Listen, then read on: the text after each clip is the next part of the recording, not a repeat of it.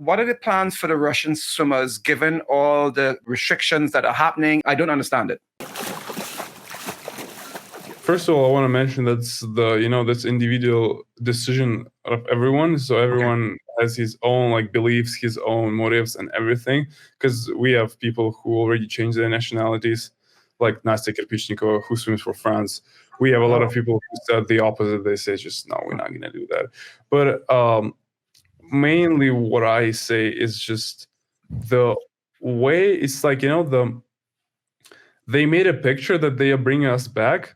But given all the criteria and everything, it's mainly not possible for the Russian athletes to come back, which is super, super unfair. And here's just super big injustice for all of us, basically, because there are some of the points on the declaration, everything that would just you might even not come back to Russia after that. Wow. Because even in order to get the neutral status or something like neutral status, to compete in the Olympics, then you compete in the Olympics, but then you are not allowed to participate in any competitions under Russia, where a Russian flag is or something like that. And so it means that a lot of Russian athletes right now have a choice to go to the Olympics, or they're gonna wear fully blank white clothing that they have to do by themselves. Nobody's financially supporting them, so they pay for everything their own. And if I'm not mistaken, if you win a medal, you're not getting that medal. You're not going to the podium or anything. You're just getting put in the history books, but you're not winning anything. And after that, you're not allowed to participate nationals at Russian nationals, at Russian Cup, or any meet that's held in Russia. So, well, let's talk about you, because that's probably the only, you're the expert of yourself. What's your plan? What are you going to do? You're just going to go and train and see what happens and put down some long course fast times and see what happens? Yeah. For me, first of all, prioritizing that I'll be racing NCAAs this year with Stanford's men's team. That's my number.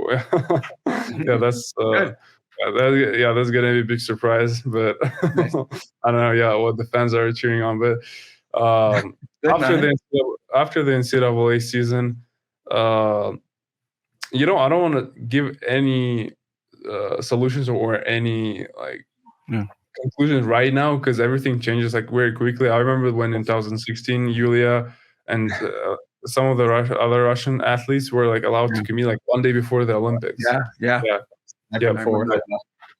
But for me, 100%, I want to say I don't want to go against my country, because that's my country, and I'm going to represent my country anyway. And if we'll be told to go and swim, then I will do that. But otherwise, I wouldn't come back to the international meets without the Russian flag. For my expert research for the last 1 minute, you went 51-2 back in April, May. You went 51-2 long course, right? 100 fly. Yes, I was 51-0 if I'm not mistaken. 51-0 in April. 51-0 in April. In April. And qualifying for Paris the qualifying period opened March 1st. And you had to get under 51, I want to say 6. So you're under the qualifying time for the A cut, right? In the period so far. So you've met that FINA A cut. So let's see what happens. That just shakes out. Meanwhile, you're focusing on what you can do in all you can control, which is train your ass off, right? That's what you're doing? Yes. Yeah. And so, but the other question is that in order to this A standard to be counted, you have to do that in the FINA approved meet, or not World Aquatics approved meet. And Russian nationals, I'm not sure if they are World Aquatics approved meet right now. Luckily, and I'm grateful that the world records of Zhenya and Clement got ratified. So, but I'm not sure if the A standard at this meet would count towards the qualification. Oh, that's interesting. Hey, everybody. Thanks for hanging out with us. If you're enjoying Social Kick, tell your friends about it. And be sure to tell us what you liked by leaving a comment, and subscribe wherever you get your podcasts. Follow us on Instagram.